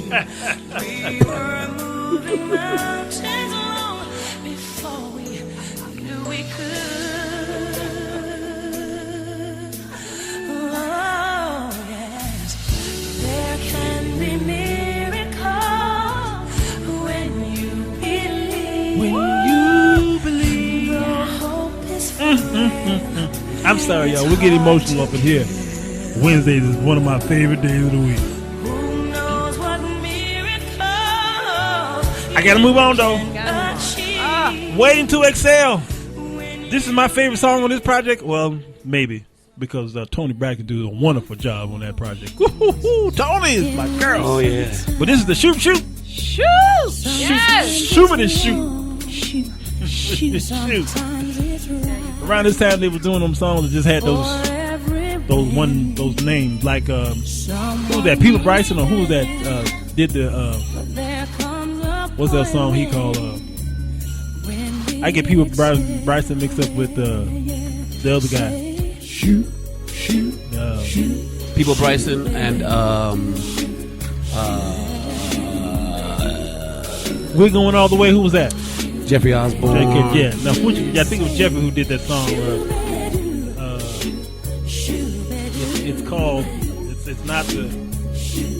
Oh, Can You Woo Woo Woo? Can You Woo Woo? That's Jeffrey Osborne. Thank you, sir. Thank you, sir. Can You Woo Woo? You Should Be Mine. That's the name of the song, but they said nobody knew it by that. So Yep. They said the Woo Woo Woo. That's what it's called, exactly the Woo Woo song. That's the Woo Woo sound. That's what it's called, the Woo Woo song in parentheses. And that's what this song reminds me of because it's called Shoot. Okay, let's go to Bodyguard, 1992. This project here was it broke all kind of milestones. Yeah, it did. 0. I Have Nothing. Well, every time I leave the grocery store, after I walk away from the cashier, This one of the songs everybody judge you in first 3 seconds. I'm gonna sing Whitney Houston.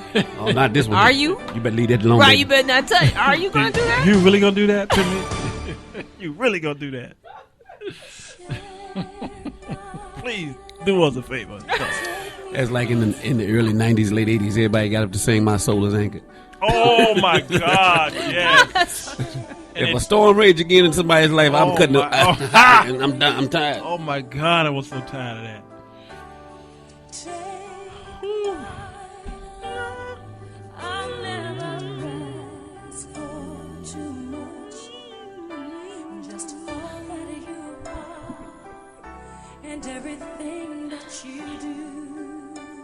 Okay, go to P. Britt.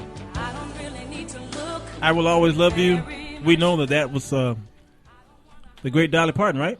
Yeah, well, Mm-hmm. she made money off that song 3 times. 3 times. First with her. Herself. Kenny Rogers. Kenny. Then she sold it. Yeah. Bought it back. And then Whitney did it. Business. When you gonna do this music business? That's every Wednesday. That's what this is. This music business. Okay, we know this song. Go to Q, Brittany. Jesus Loves You. This is when you started to hear her lean on her gospel. And the great B.B. Winans, I think, arranged this one here. I think you hear his voice in the background. I loved watching them perform. The Winans and her. Yeah. She got free. Didn't they do Hold Out the Light together? Yeah, Hold Up the Light. Sure did. Yeah, it's like she got free because that was where she really belonged. That's where she belonged. But sometimes people don't know how to give up the wealth of the world to live for their purpose. Absolutely. And when CC Winans Count on Me, yeah. Count on Me, yeah, you're right. But then there's that clip when she and Kim Burrell sang something. Oh my. That was really.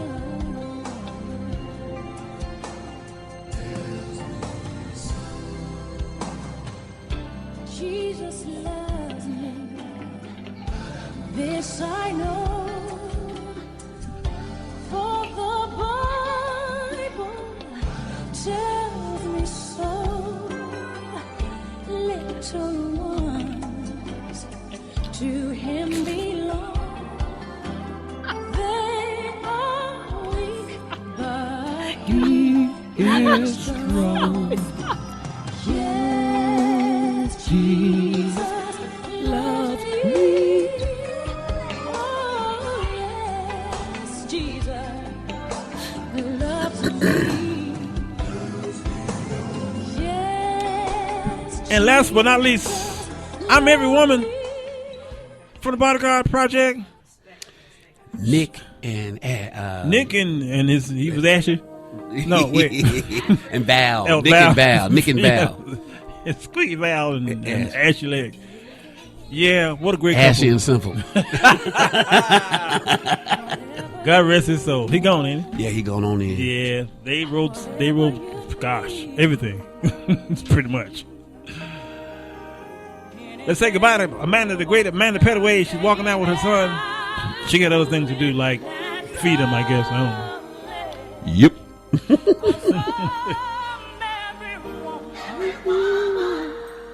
She's every woman. This is a woman's lib song. Sound like witchcraft to me. Sure do to me too.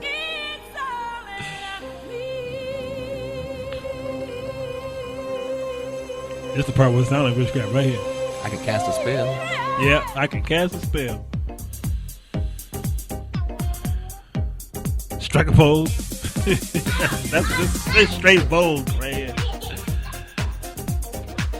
A little Petaway in the studios, y'all. I don't know why she's taking them out of here. We was enjoying them.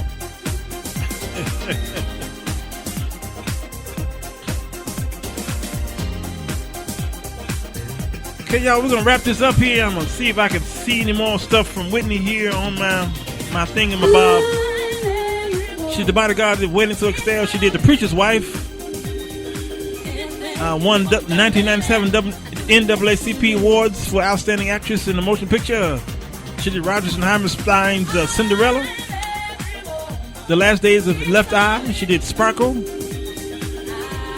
Oh yeah, she's been busy. She had cameos of Give Me a Break, As the World Turns, Silver Spoons, Boston Public. She did the Dr. Pepper commercials, 7-Up, Coca-Cola, Sanyo, AT&T.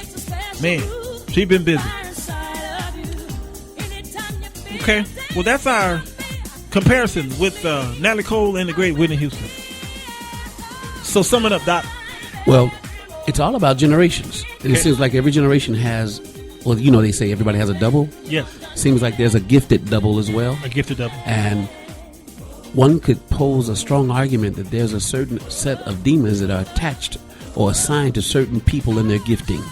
And when you see the correlation of these two young ladies who are generations apart, Natalie could have been her mother. That's true. In fact, Natalie was around her mother's time when her mother was in the industry big and strong. Wow. But the uniqueness of each of their giftings, the parallels that you see, second generation artists rooted in the church, could have easily had a strong gospel career but chose to do a secular career. And I'm not saying anything is wrong with the latter statement, but the reality is when you look at the parallels of the attacks, and when God does give you a gift, he expects you to use it for him, because the devil will take you and make a fool out of you when God wanted to make a tool out of you. Whee! And the gavel goes down. And pow! That's amazing. What a way to sum that up. And the influences from men in their lives. Okay? And now we know that people fall in love with all kind of stuff. Okay? And we flirt and we fall in love and we get hooked up and we begin to join forces, whatever the other one is doing. Somebody dominates the other. So evil communication corrupts good manners. And so usually you in the church and you get pulled out of the church because, you know. It may be lawful. But it may not be expedient. Not expedient. Absolutely. So this is their life. This is their music. This is their legacy. And we thought we'd bring it forth. I thank you people on Facebook who are chiming in, who gave us some wonderful comments here from the great Tony Brasher from California. Carlos Patterson, the great organist in Chicago. Of course, Natalie Bullock is always there for us. The great Paul Rogers, my great cousin from the second place called Hell. Where's that? Phoenix, Arizona. Phoenix. The great Stephen Perry, dear friend of mine. Okay, Shaka Khan. Gotta love you, Shaka Khan. And my best friend Buddy Gill. They all there. This song is called "I Run to You" by I don't know if you can find that. I Run to You. You can't find it? And she's like, I ain't finding it. I don't know if you have that. Yeah, it's in the system. It's in the system. It's not, but it's in the system. Yeah. I Run to You by, it was written by R. Kelly, I believe it was. Oh, I Turn to You. Is it I Turn to You? What I say, I Run to You? That's Fred Hammond, isn't it? Really? Brother Scott's on there. The great Virginia Freeland. All the people here. Ebony Ward, thank you so much for chiming in here. and letting us, helping us with this little ball game here. You know, I love the Natalie Cole story. I love how she come out of the struggle and how she tried to help people with it. I believe in my heart of hearts she helped a lot of people who were struggling with addiction. Yeah, with her story. Yeah, misery became her ministry. Mm-hmm. It became her. Ministry. Yep, it became her ministry, and it blessed people. Unfortunately, it took her life years later. Mm-hmm. Just like what's his name, going around in circles. Oh yeah, Billy Preston. Billy Preston. That molestation took his life years later. Yeah, because he couldn't get rid of the pain. He couldn't get rid of the pain, and she could not get rid of the pain of losing her father, and so she began to dive into that. And so, hopefully, any of you who are out there struggling, whatever you're struggling with, just know, because she said it in one of the sound bites. She said you can be healed of anything. You can come out of anything, and she's right with that. Okay, so share the show with everybody you can think of, and see if you can encourage them with the show. The great Natalie Cole versus Whitney Houston. Two people, they're gone, but they left us some amazing music. Okay, there's some amazing talent out there right now who are listening to me, who are going to be great in the next 5-10 years, and we'll be doing your show real soon. But I do want to play my outro as we get out of here a little early, because Brittany is one of the hardest working engineers in Chicago.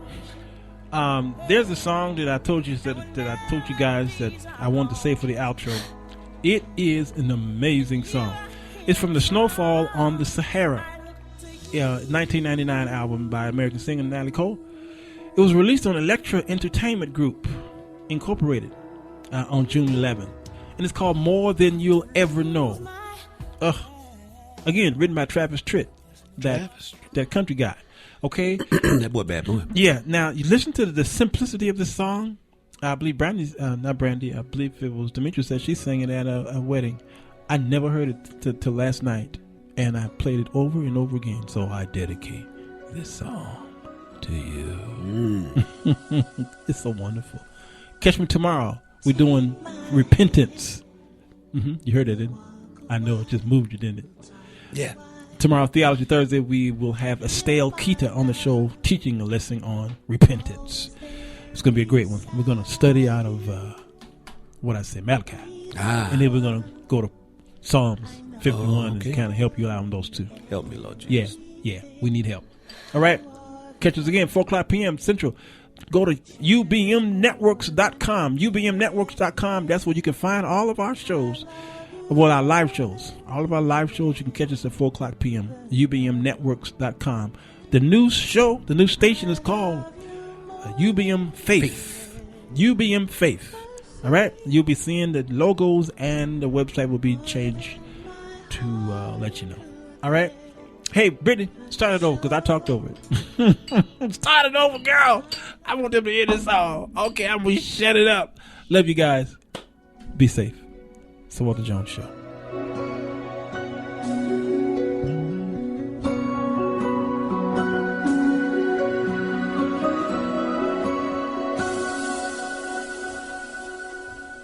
Take my hand, we'll walk a while, we'll talk a while.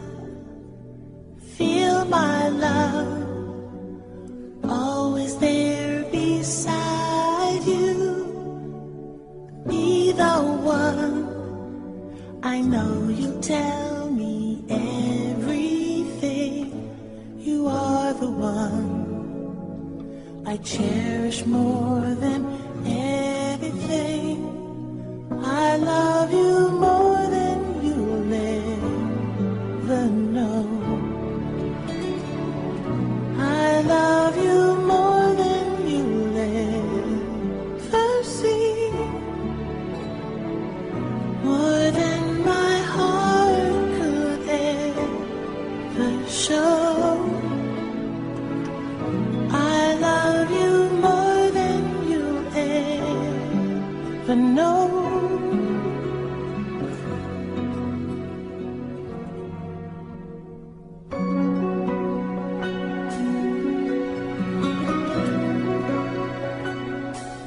Think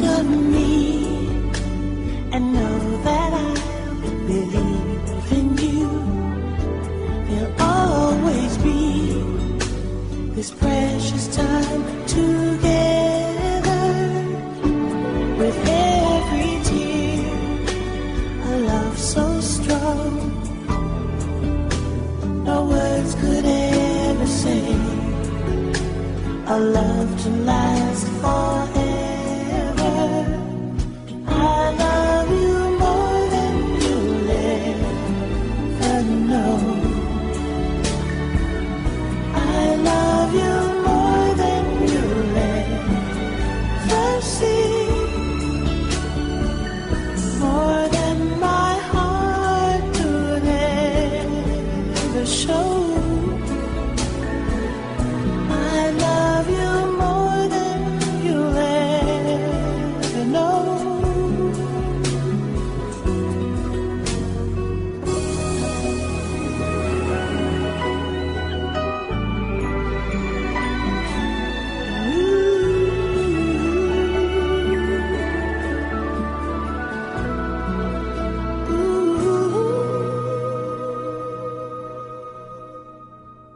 Take my hand, we'll walk a while, we'll talk a while. Feel my love, always there beside you. Be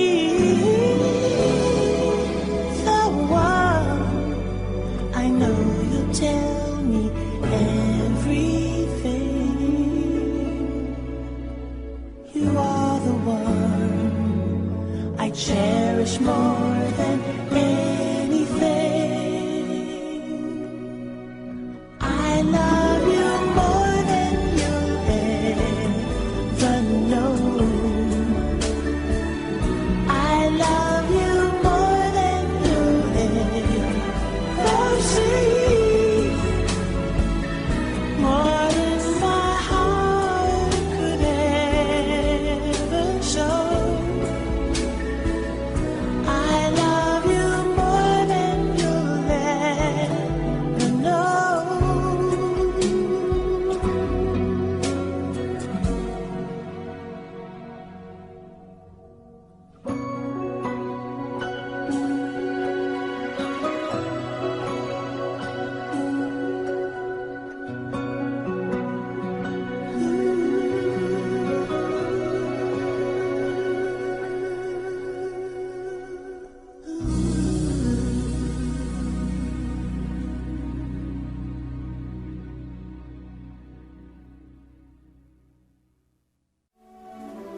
Count me through thick and thin, a friendship I will never end. When you are weak, I will be strong, helping you to carry on. Call on me, I will be there. Don't be afraid. Please believe me when I say, count on. I can see it's hurting you. I can feel your pain. It's hard to see the sunshine through the rain. Oh, I know sometimes it seems as if it's never gonna end, but you'll get through it. Just don't give in, 'cause you can.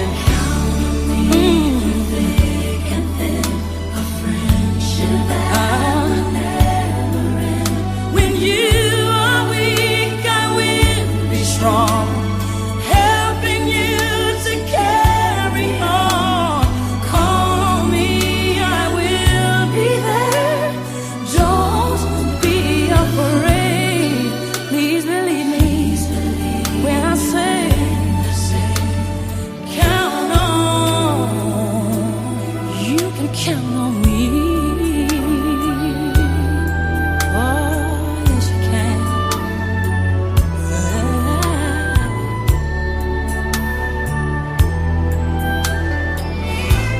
Ooh,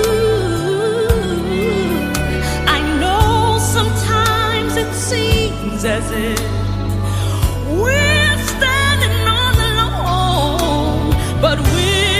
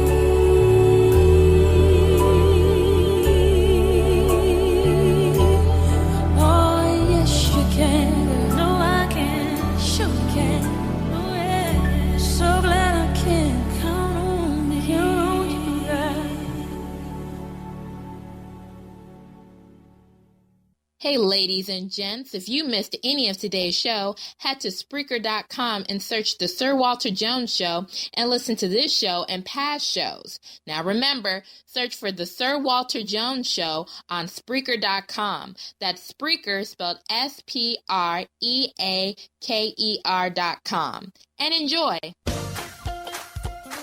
You have been listening to The Sir Walter Jones Show, where Sir Walter Jones provides you with a biblical perspective on everyday life.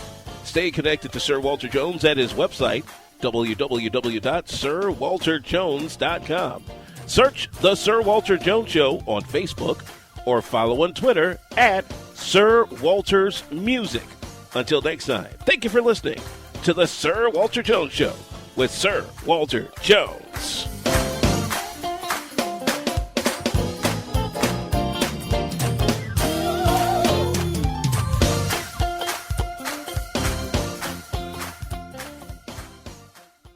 Right, Mr. Walters?